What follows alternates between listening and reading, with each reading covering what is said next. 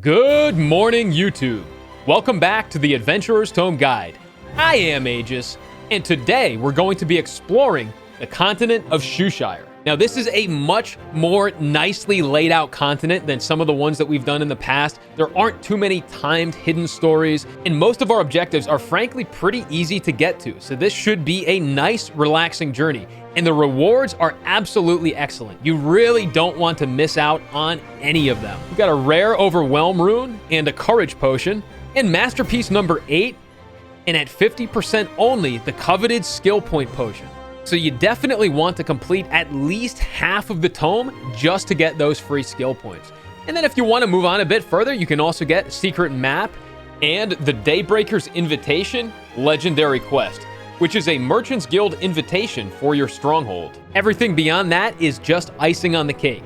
But in any case, let's jump into the guide. Okay, and starting off in the Frozen Sea here, we're just gonna head right on up this way, past the Triport, and all the way up to the very first vista. And overall, this is going to be a much easier continent, I think. And here's the first vista right here. All right, moving on now, 2 more Mokoko Seeds to grab. The first one is going to be just over here. And overall, this zone is going to be much easier, I believe. There's very few timed objectives with which we need to complete. And there's Moko number 1 right there. And just a little further to the north, through the Shadow Market, is the next Mokoko Seed.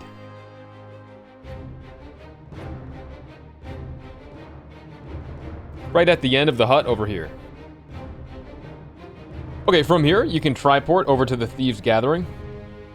And from the triport, mount up and head northwest along this path right here. We're going to grab a couple Mokoko Seeds and the first cooking ingredient. And there's cooking ingredient number 3. All right, mount up quickly now. We're going to head up these stairs and around. There's going to be 2 Mokoko Seeds packed real close together. Right here. And right here. All right, Elite Monster number 14 is up next. That's going to be along this northern path up here. And overall, there's much less nuance to this continent. It's a lot better laid out than some of the past later continents that we've done. And there's the rat right there.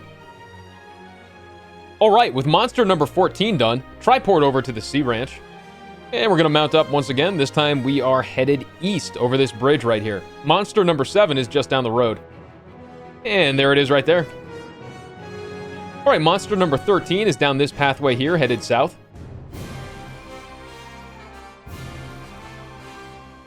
And there it is.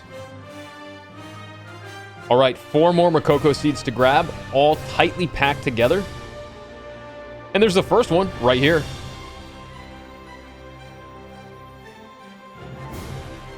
And there's the next one right there.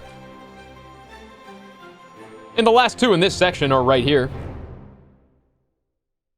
All right, with that done, triport back to the Sea Ranch. And 1 more Moko to grab up this path, and we are all set with the first zone. And there it is.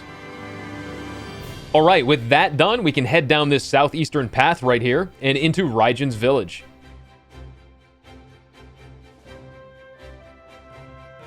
All right, now next up, let's talk about the Wandering Merchant. Now in Shushire, we do need to find the Wandering Merchant for 1 single cooking item. It's a cheap cooking item too, so we don't have to worry about the cost. The only challenge is going to be in having the patience to wait for and find the Wandering Merchant. I'm going to post his spawn times up above. And as you can see, we are currently 1 minute off from his 11:30 spawn time. So when that hits, we're just going to check every single zone where he can possibly spawn. We're going to find which zone he's in and purchase the item and then continue on our journey. So right here in Icewing Heights, his possible spawn location is right here. We don't see him there, so we'll check the next zone.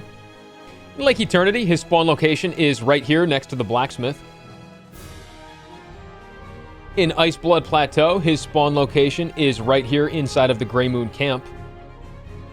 In Bitterwind Hill, his spawn is right here in the corner, just outside of the outpost. And in the Frozen Sea, we finally find his location right here. And as you can see, in all zones, you're going to be able to see him on the map from the triport. So all you have to do is triport to each zone and check the location where he spawns. If you don't see the icon on the map, He's not in that zone. Move on to the next one.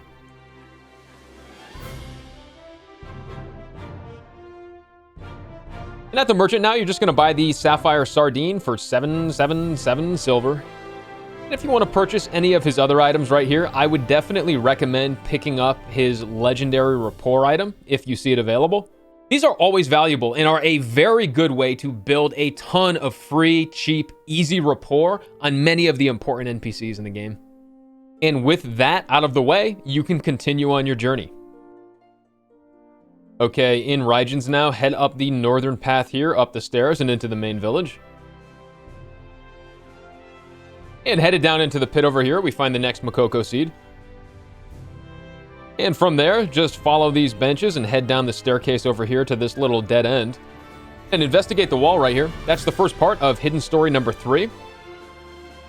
Alright, and we're just going to head back up this way and grab Vista number 2. And with that done now, we're just going to head out of this section and up into the northernmost section. Make sure to grab Hidden Story number 4 right here against this wall. And we can continue on up. Headed down into this lower section, we're going to find 2 more Mokoko Seeds. Right here. And the next one a little bit further up, just over here by this broken staircase. Okay, next up, we head into the uppermost section of this map. And at the very end, we're going to find 2 more Mokoko Seeds closely packed together. Right here. And the next one is directly behind it. Okay, with that section done, triport back to the center of Rigens Village. And before mounting up, make sure to grab the Mokoko Seed right by the fountain right here. From there, we're going to mount up and head all the way down this way. Right here in this lower section, right by the tree, is the last part of Hidden Story number 3. And mounted up now, we're going to circle up and around into this little dead-end section over here and grab the last Mokoko Seed. And with that done, we can next head to Bitterwind Hill, right up here at the abandoned outpost. Okay, from the triport in Bitterwind, we're going to head directly south. Elite Monster number 9 is just down here. And there's that wolf right there. You grab the first Moko of this zone right here. Alright, we've got a bit of a hike on the way. Just mount up and head out west this way. I'm going to find 1 more Mokoko Seed right here behind this pillar. And right in the center right here is Vista number 3. And now we can triport to the Bitterwind Hill post. Okay, we're going to head out of the outpost over here and all the way up to the next Mokoko Seed. And mounted up again, a bit of a trek. We're going to head south and east now, and then all the way up and over here. And we're going to come to 2 more Mokoko Seeds right next to each other. Right here. And hidden behind the rocks right here. And from here, we're going to head all the way south and around.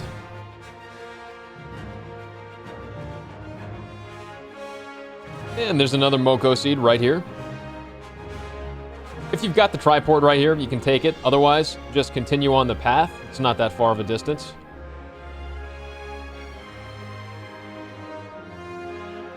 And continue moving on up into the north.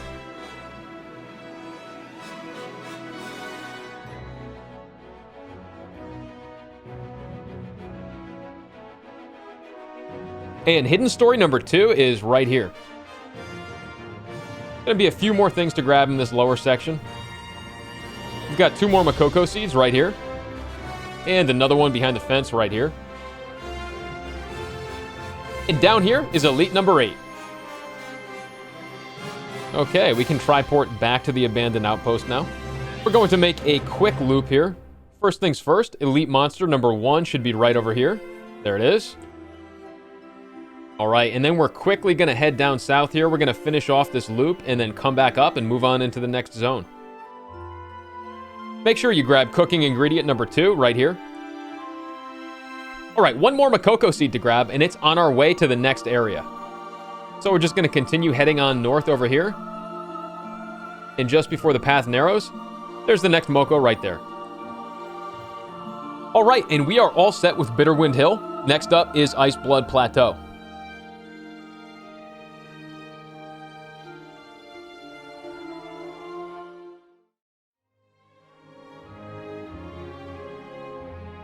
And that concludes this portion of the Adventurer's Tome Guide. Thank you all so much for watching. If you liked this content, make sure to give it a thumbs up and subscribe to the channel so that you don't miss my regular guides and updates. And don't forget to leave a comment down below to let me know what you would like me to create a guide for next.